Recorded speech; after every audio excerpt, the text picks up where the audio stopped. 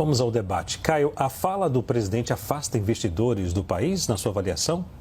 Olá, Leandro. Olá, doutor José Eduardo. Saudações à nossa audiência. Bom, em primeiro lugar, é preciso deixar claro que os investidores já estão deixando o Brasil. Jornal O Globo, dezembro de 2023, investimento estrangeiro no país tem queda de 17 bilhões de dólares no acumulado do ano. Então, uma queda aí de 22%, 80 bilhões de reais a menos para o nosso país. Vamos seguir. Revista Exame, janeiro de 2024, pela primeira vez na década, o Brasil sai da lista dos 10 mercados mais estratégicos para CEOs. O levantamento entrevistou mais de 4.700 executivos de grandes empresas de cerca de 100 países. Então, esses são os fatos. Portanto, aquela narrativa de que o Brasil voltou e que Lula trouxe prestígio internacional ao país, bom, isso tudo não passa de propaganda enganosa do governo petista e seus simpatizantes. Esse Lula que ataca a lei das estatais, que combate a independência do Banco Central, que apoia ditaduras, que desinforma sobre o agro e que promove a irresponsabilidade fiscal, esse Lula afasta investidores, democratas e pessoas sensatas em geral. E a última fala do senhor Lula da Silva sobre subsídios para os ricos transborda hipocrisia. O Lula não tem nenhuma moral para criticar os mega empresários e seus empréstimos bilionários junto ao BNDES, porque foi o governo dele que consagrou essa prática de tratamento privilegiado às elites econômicas. Se não, vejamos.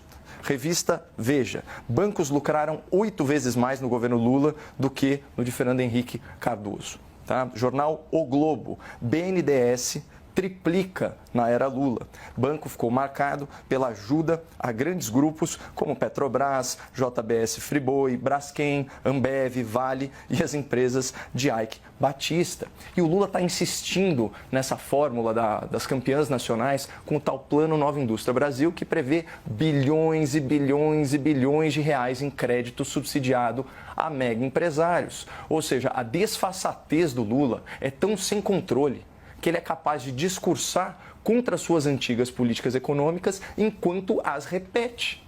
E vamos lembrar que não é de hoje que o Lula abusa do seu cargo para criticar quem toma risco, quem emprega e quem empreende. Agora mesmo, em janeiro de 2023, o petista afirmou, aspas, o empresário não ganha muito dinheiro porque ele trabalhou. Ele ganha muito dinheiro porque os trabalhadores dele trabalharam. Fecha aspas. Aqui numa análise superficial, a frase do Lula pode soar até ofensiva, mas talvez o Lula enxergue a atividade empresarial com uma visão de pai. E aqui eu me explico. Quando o Lula se tornou presidente, o seu filho Fábio Luiz, o Lulinha, recebia cerca de R$600 por mês como monitor de jardim zoológico. Contudo, no ano que seu pai tomou posse como presidente, o Lulinha, o biólogo, se tornou sócio de uma empresa de videojogos. Empresa essa que recebeu aportes milionários de campanhas de concessão de companhias, né, aí de concessão pública no ramo da telefonia.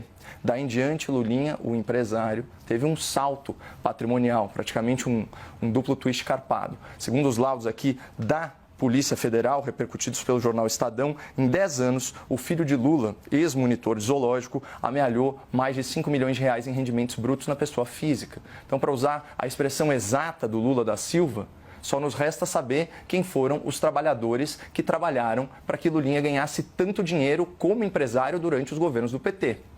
Quando foi perguntado sobre os negócios milionários do seu filho e seu súbito enriquecimento como empresário, o Lula ofereceu sim uma justificativa à altura da sua honestidade. Aspas novamente. Que culpa tenho eu se meu filho é o Ronaldinho dos negócios? Bom, a julgar pelo descaso nessa resposta, a visão do Lula sobre ética empresarial ainda é muito pautada pela sua experiência pessoal à frente de um governo que já foi caracterizado por autoridades judiciais como uma cleptocracia, um verdadeiro governo de ladrões.